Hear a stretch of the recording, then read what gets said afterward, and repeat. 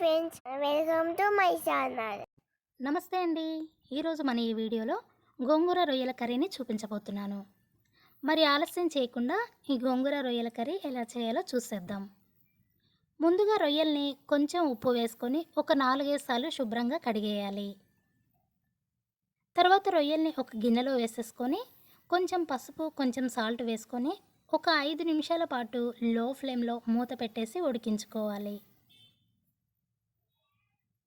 మరో పక్కన ఒక మీడియం సైజు ఉల్లిపాయ, ఒక టమాటో, అలాగే ఒక 6-7 పచ్చిమిరపకాయలని ఇలా కట్ చేసి పక్కన పెట్టుకోవాలి. అలాగే కొంచెం కరివేపాకును కూడా కడిగి పక్కన పెట్టేసుకోండి. ఇక్కడ మనకి రొయ్యలు ఉడికిపోయాయండి. నేను ఒక బౌల్లోకి తీసి పక్కన పెట్టేసుకుంటున్నాను.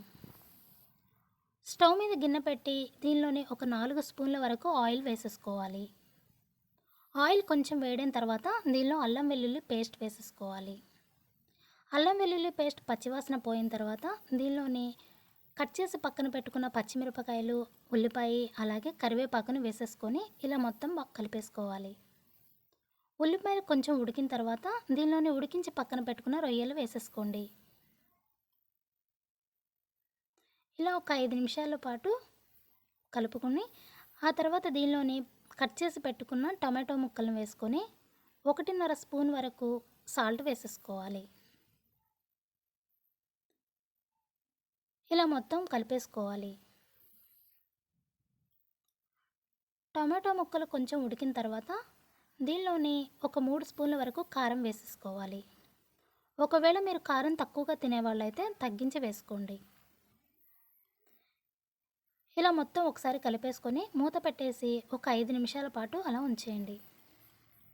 5 నిమిషాల తర్వాత మూత తీసి దీనిలో కొంచెం వాటర్ వేసుకోవాలి. ఇలా ఒకసారి మొత్తం కలిపేసుకొని ఈ వాటర్తో మరో 5 నిమిషాలు ఉడకనివ్వాలి. 5 నిమిషాల తర్వాత మూత తీసి దీనిలోని గోంగూర వేసేసుకోవాలి. నేను ముందుగా మీకు చెప్పలేదండి, ఇక్కడ నేను 4 కట్టల వరకు గోంగూర తీసుకుంటున్నాను. గోంగూర మొత్తం వేసేసుకున్న తర్వాత ఇలా ఒకసారి మొత్తం కలిపేసుకొని మూత పెట్టేసి మరో 10 నిమిషాలు ఉడికించుకోండి. 10 నిమిషాల తర్వాత ఇక్కడ చూడండి, గోంగూరలోని వాటర్ అంతా కూడా ఎలా వచ్చేసిందో. ఈ వాటర్తో మరో 5 నిమిషాల పాటు ఉడికించుకోవాలి. 5 నిమిషాల తర్వాత వాటర్తో బాగా ఉడికిపోయి ఆయిల్ ఎలా సపరేట్ అయిందో చూసారా?